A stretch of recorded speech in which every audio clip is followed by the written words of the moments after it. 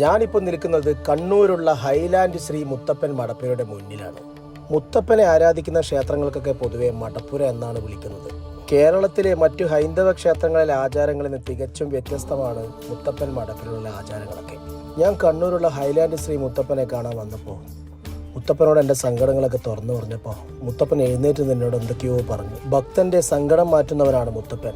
വിളിച്ചാ വിളിപ്പുറത്തല്ലേ. നമ്മളെ കണ്ണൂരിലെ SN പാർക്കിന്റെ തൊട്ടടുത്തായിട്ടാണ് നമ്മുടെ ഹൈലാൻഡ് മുത്തപ്പന്റെ മടപ്പുര സ്ഥിതി ചെയ്യുന്നത്. എല്ലാ ശനിയാഴ്ചയും നമ്മുടെ ഉച്ചക്ക് അന്നദാനവും, അത് കഴിഞ്ഞ് 3 മണിയൊക്കെ ആകുമ്പോൾ മലയിറക്കലും, അത് കഴിഞ്ഞ് മുത്തപ്പൻ വെള്ളാട്ടവും നടക്കുന്നുണ്ട്. ഇവിടെ വന്ന സമയത്ത് ഒരു അഘോരീനെ പരിചയപ്പെടാൻ സാധിച്ചു. പുള്ളിക്കാരനെ പരിചയപ്പെടാൻ പറ്റിയ ഒരു ഭാഗ്യമായിട്ട് കണക്കാക്കുന്നു. നമ്മുടെ കണ്ണൂർ ജില്ലയിൽ എത്ര മുത്തപ്പൻ മടപ്പുരകളല്ലേ. ഓരോ മടപ്പുരകൾക്കും മുത്തപ്പന്റെ എത്ര ചരിത്രങ്ങൾ പറയാനുണ്ട്.